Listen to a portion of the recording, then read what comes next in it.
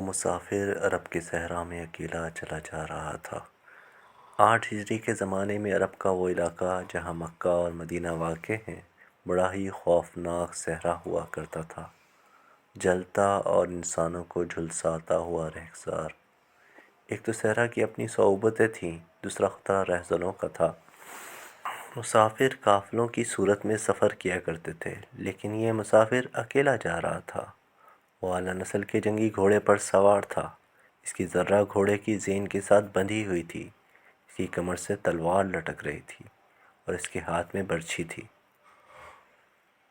اس زمانے میں مردوں کے قد دراز، سینے چوڑے اور جسم گھٹے ہوئے ہوتے تھے۔ یہ اکیلا مسافر بھی انہی مردوں میں سے تھا، لیکن وہ جس انداز سے گھوڑے کی پیٹھ پر بیٹھا تھا، اس سے پتہ چلتا تھا کہ وہ شاہ سوار ہے اور وہ کوئی معمولی آدمی نہیں۔ اس کے چہرے پر خوف کا ہلکا سا بھی تاثر نہیں تھا کہ راہزن اسے لوٹ لیں گے، اس سے اتنی اچھی نسل کا گھوڑا چھین لیں گے اور اسے پیدل سفر کرنا پڑے گا۔ لیکن اس کے چہرے پر جو تاثر تھا وہ قدرتی نہیں تھا۔ وہ کچھ سوچ رہا تھا، یادوں سے دل بہلا رہا تھا، یا کچھ یادوں کو ذہن میں دفن کرنے کی کوشش کر رہا تھا۔ آگے ایک گھاٹی آ گئی، گھوڑا چڑھتا چلا گیا۔ خاصی بلندی پر جا کر زمین ہموار ہوئی۔ سوار نے گھوڑا روک کر اسے گھمایا اور رکابوں پر کھڑے ہو کر پیچھے دیکھا۔ اسے مکہ نظر نہ آیا۔ مکہ افق کے نیچے چلا گیا تھا۔ ابو سلیمان اسے جیسے آواز سنائی دی، اب پیچھے نہ دیکھو، مکہ کو ذہن سے نکال دو، تم مرد میدان ہو، اپنے آپ کو 2 حصوں میں نہ کٹنے دو، اپنے فیصلے پر قائم رہو، تمہاری منزل مدینہ ہے۔ اس نے مکے کی سمت سے نگاہیں ہٹا لیں، گھوڑے کا رخ مدینے کی طرف کیا اور باغ کو ہلکا سا جھٹکا دیا۔ گھوڑا اپنے سوار کے اشارے سمجھتا تھا، جچی تلی چال چل پڑا۔ سوار کی عمر 43 برس تھی، لیکن وہ اپنی عمر سے جوان لگتا تھا۔ سلیمان اس کے بیٹے کا نام تھا۔ اس کے باپ کا نام ولید تھا، لیکن سوار نے خالد بن ولید کی بجائے ابو سلیمان کہلانا زیادہ پسند کیا تھا۔ اسے معلوم نہ تھا کہ تاریخ اسے خالد بن ولید کے نام سے یاد رکھے گی اور یہ نام اسلام کی عسکری روایات اور جذبے کا دوسرا نام بن جائے گا۔ مگر 43 برس کی عمر میں جب خالد بن ولید رضی اللہ تعالیٰ عنہ مدینے کی طرف جا رہے تھے، اس وقت وہ مسلمان نہیں تھے۔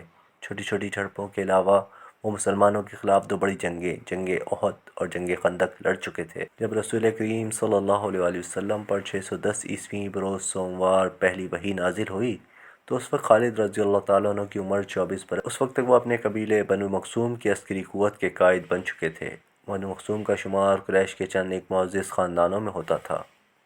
قریش کے عسکری امور اسی خاندان کے سپرد تھے۔ قریش خالد کے باپ ولید کے احکام اور فیصلے مانتے تھے۔ 24 برس کی عمر میں یہ حیثیت خالد کو بھی حاصل ہو گئی، مگر اس حیثیت کو ٹھکرا کر خالد ابو سلیمان مدینے کو جا رہے تھے۔ کبھی وہ محسوس کرتے جیسے ان کی ذات سے کوئی قوت انہیں پیچھے گھسیٹ رہی ہو۔ جب وہ اس قوت کے اثر کو محسوس کرتے تو ان کی گردن پیچھے کو مڑ جاتی، لیکن ان کی اپنی ذات سے ایک آواز اٹھتی، آگے دیکھ خالد، تو ولید کا بیٹا تو ہے لیکن وہ مر گیا ہے، اب تو سلیمان کا باپ ہے، وہ زندہ ہے۔ ان کے ذہن میں 2 نام اٹک گئے، محمد رسول اللہ جو ایک نیا دین لائے تھے، اور ولید جو خالد کا باپ اور محمد اور آپ کے نئے دین کا بہت بڑا دشمن تھا۔ باپ یہ دشمنی ورثے کے طور پر خالد کے حوالے کر کے دنیا سے اٹھ گیا تھا۔ خالد کے گھوڑے نے پانی کی مشت پر اپنے آپ ہی رخ بدل لیا تھا۔ خالد نے ادھر دیکھا، انہیں گول دائرے میں کھجوروں کے درخت اور صحرا کے جھاڑی نما درخت نظر آئے۔ گھوڑا ادھر ہی جا رہا تھا۔ نخلستان میں داخل ہو کر خالد گھوڑے سے کود گئے۔ امامہ اتار کر وہ پانی کے کنارے 2 زانو ہو گئے۔ انہوں نے پانی چلو بھر بھر کر اپنے سر پر ڈالا اور 2-4 چھینٹے منہ پر پھینکے۔ ان کا گھوڑا پانی پی رہا تھا۔ خالد نے اس چشمے سے پانی پیا جو صرف انسانوں کے استعمال کے لیے تھا۔